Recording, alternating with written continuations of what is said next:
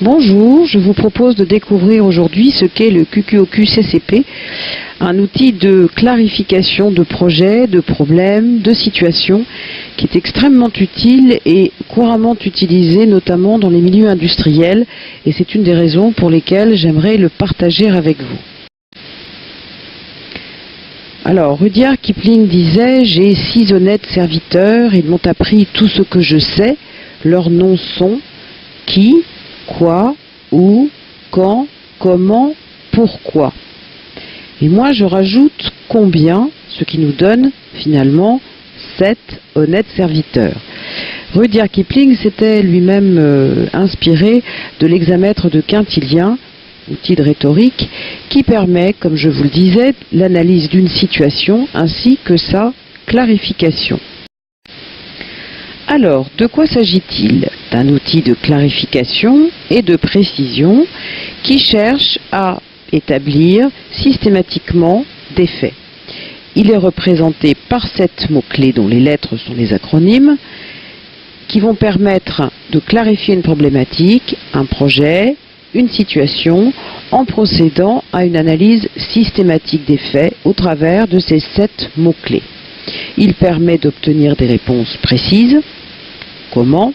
En utilisant systématiquement chaque mot-clé et bien sûr en l'associant à un ou plusieurs verbes précis afin de ne négliger aucune piste, aucun aspect de la question étudiée.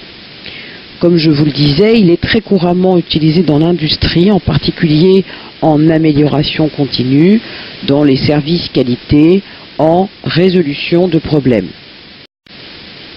Alors, une précision avant de continuer. Les exemples que je vais vous donner dans cette présentation, bien sûr, peuvent être utilisés pour vous aider à clarifier votre projet professionnel, puisque c'est quand même l'objet global de ce parcours. Mais pas seulement.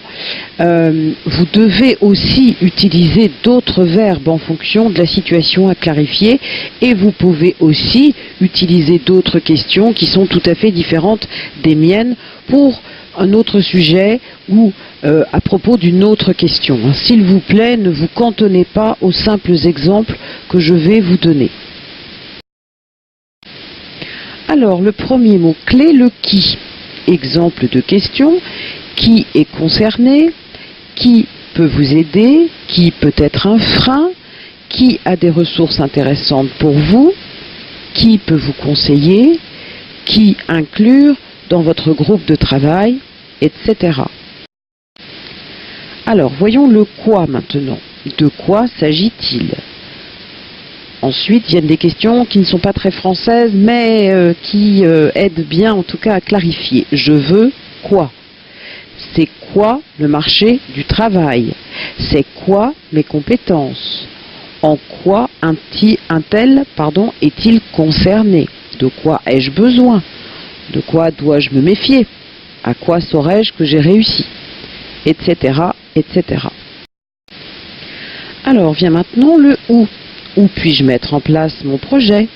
Où peut-on avoir besoin de moi? Où se situe le problème? Où se situent les risques? Où se situe la difficulté? Où positionner les étapes? Etc. Le quand maintenant. Quand vais-je travailler sur mon objectif, sur mon projet? Quand prendre tel ou tel rendez-vous?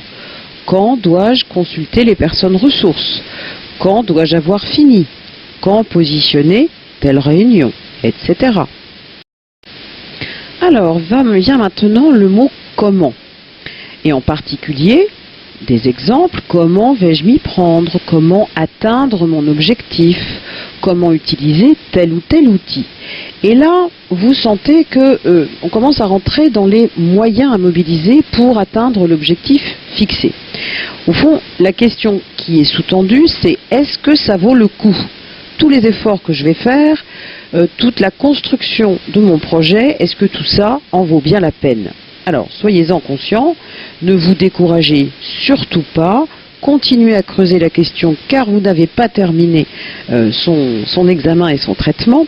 Et puis, rappelez-vous que c'est en marchant qu'on construit le chemin et qu'à un moment donné, si vous décidiez de prendre une autre route, eh bien, c'est vous qui déciderez.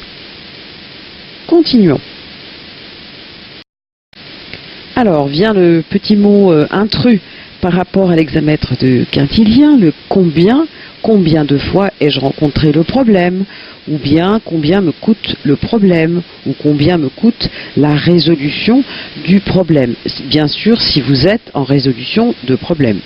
Si vous êtes plutôt en objectif ou en projet professionnel, vous pourrez peut-être vous poser des questions comme de combien ai-je besoin pour mener mon objectif à terme, donc de combien de temps, d'argent, de moyens matériels et ainsi de suite, combien gagnerai-je une fois mon objectif atteint, etc. Alors vient à présent le dernier mot, pourquoi. Alors j'aimerais faire une petite précision parce que en général le pourquoi est utilisé en un seul mot. Or il se trouve que dans mon métier en tant que coach, j'ai quelques réticences parce que le pourquoi ainsi écrit appelle une justification avec une petite pointe de culpabilité. Vous savez, comme quand nous étions petits et que nos parents nous demandaient « mais enfin, pourquoi as-tu fait ceci » ou « pourquoi n'as-tu pas fait cela ?» Un peu comme si on avait fait des bêtises ou comme si on en faisait très fréquemment.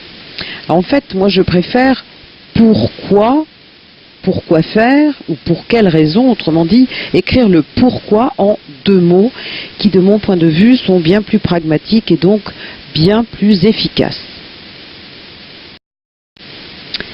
Ainsi, le pourquoi en deux mots, ça donne comme exemple de question pour quelle raison respecter le calendrier, l'échéancier, pour quelle raison me donner cet objectif, pour quelle raison respecter cette procédure, je me donne cet objectif pour quoi faire, et ainsi de suite.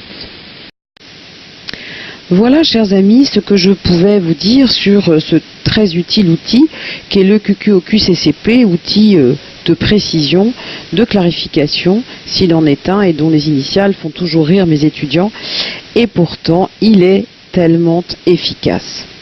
Vous vous rendrez compte en l'utilisant aussi bien dans votre vie professionnelle que dans d'autres champs, je pense à la vie personnelle tout simplement, que c'est tellement utile à la fois pour explorer la situation sous tous les angles, mais aussi pour recentrer la problématique, pour l'aborder d'un point de vue factuel, objectif, plutôt que d'être sur des impressions, des sentiments, des souhaits.